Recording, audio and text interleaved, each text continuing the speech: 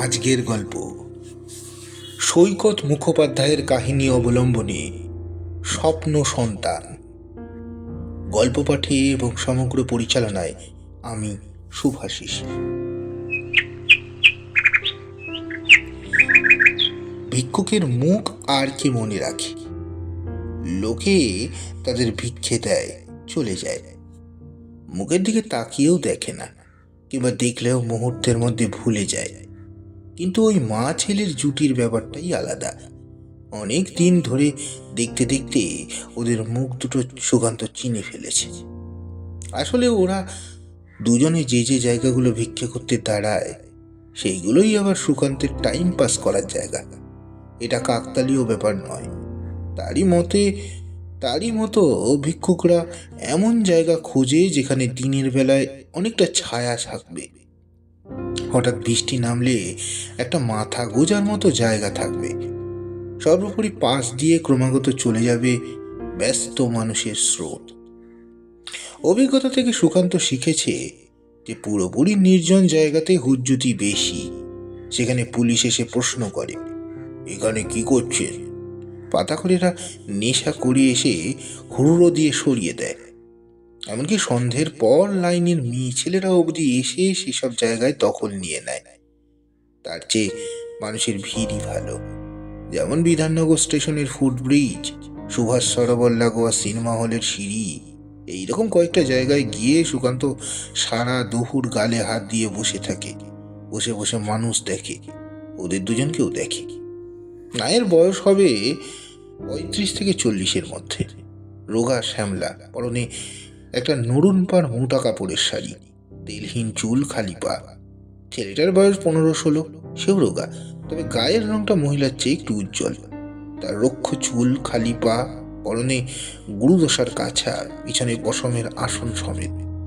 রীতি মেনে গলায় সাদা ফালি কাপড়ে বাঁধা একটা লোহার চাবিও ঝোলে। ছেলেটার হাতে থাকে একটা মাটির সরা।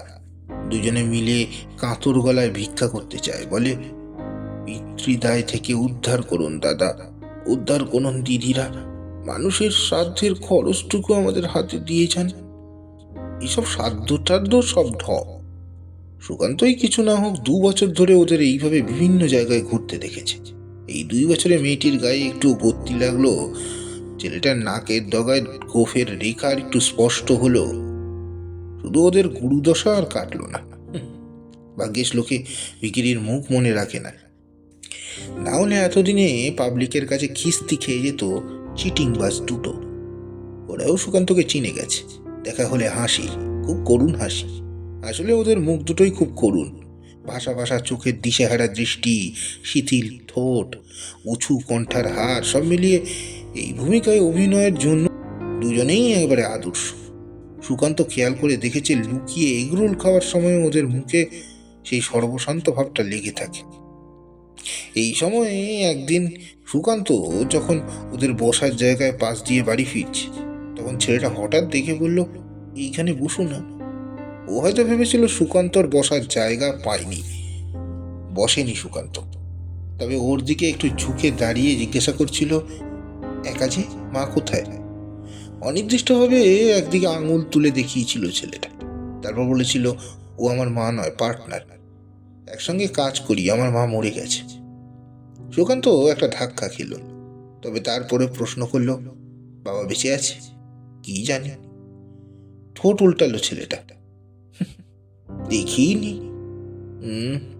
মা যতদিন বেঁচে ছিল কি যেন একটা নাম বলতো, সেটাও ভুলে গেছি। সুকান্ত সোজা হয়ে দাঁড়িয়ে কিছুক্ষণ মন দিয়ে ছেলেটার মুখটা দেখল। চেহারা স্থায়ী করুণের সঙ্গে ছেলেটার জোয়ারে মার্কা কথাগুলো ঠিক মিল ছিল না। সুকান্ত ভাবল, অভাব অভাব জিনিসটা কোথাও না কোথাও তো ছাপ রেখেই যাবে, চেহারায় না হলে কথাবার্তায়। তার নিজের মুখেও রেখেছে নিশ্চয়, না হলে একটা ভিখিরি ছেলে এত সহজে তাকে পাশে বসার জন্য ডাকে কি করে? সেই লকডাউনের সময় যে চাকরিটা হারিয়েছিল, তারপর থেকে সত্যি খুবই অভাবের মধ্যে দিন কাটাচ্ছে সুকান্ত। গ্রাফিক ডিজাইনের কাজটার আর আগের মতো কদর নেই। এআই আসার ফলে অনেক সময় এখন কাস্টমাররা বাড়িতে বসে করে ফেলে। এখন তাকে চেয়ে চিনতে কাজ জোগাড় করতে হয়। হেঁটে হেঁটে পা ধরে গেলে এইভাবে কোথাও বসেও থাকে। সন্ধ্যের পর বাড়ি ঢুকে। সেদিন বাড়ি ফেরার পথে সুকান্তর মাথায় কেবলই ওই ছেলেটার কথাই ঘুরছিল। ও বাবাকে দেখেনি, বাবার পরিচয়ও জানে না। সুকান্ত ভাবছিল, আমার যদি একটা ছেলে থাকতো তাহলে তারও বয়স হয়তো এরকমই হতো, 15 কিংবা 16। ছেলে নেই সুকান্তর, ছেলে মেয়ে কিছুই নেই। তবুও সুকান্ত দিবা স্বপ্ন যেন নিজের ছেলেকে দেখতে পেল। একটা ভিখিরি ছেলে, ওই ভিখিরি ছেলেটাই। শ্যামলা গায়ের রং, শিথিল ঠোঁট, বড় বড় চোখ, তবে চোখ দুটো এখন বোঝা। একটা সরকারি হাসপাতালের বেডে শুয়ে আছে, নাকি অক্সিজেনের নল, মুখে একটা মাস্ক। নাকে অক্সিজেনের নল, মুখে একটা মাস্ক। সুকান্ত যেন ওর বেডের পাশে বসে খড়খড়ে সবুজ কম্বলটা যত্ন করে ওর গলা অবধি তুলে দিতে দিতে বলছে, কষ্ট হচ্ছে বাবা, একটু সহ্য কর, টাকা জোগাড় করছি, তোকে ভালো হাসপাতালে নিয়ে যাব, ভালো হয়ে যাবি। বাড়ি ফিরে সুকান্ত সেই স্বপ্নটাকেই চোখে নিয়ে সোশ্যাল মিডিয়ায় একটা পোস্ট দিল। আমার একমাত্র সন্তান, বয়স 16, গত 1 মাস যাবৎ মৃত্যুর সঙ্গে লড়াই করছে। ও চিকিৎসা করাতে গিয়ে আমার সমস্ত সঞ্চয় শেষ হয়ে গেছে। আপনারা যদি সাহায্যের হাত না বাড়িয়ে দেন তাহলে ওকে আর বাঁচাতে পারবো না। নিচে আমার ব্যাংক অ্যাকাউন্টের ডিটেলস দিলাম। তখন যদি কেউ সুকান্তর মুখের কাছে কান দিয়ে যেত তাহলে শুনতে পেত বিড়বিড় করে বলছে, যার বাপের ঠিক নেই সে যদি বাপের সাধ্যের জন্য কাঁচা পড়তে পারে, তাহলে আমি কি ছেলের চিকিৎসার জন্য সাহায্য চাইতে পারবই না? ভিখিরি হওয়ার কিছু বাকি আছে নাকি আমার? সমাপ্ত। গল্পটি আপনাদের কেমন লাগলো অবশ্যই জানাবেন।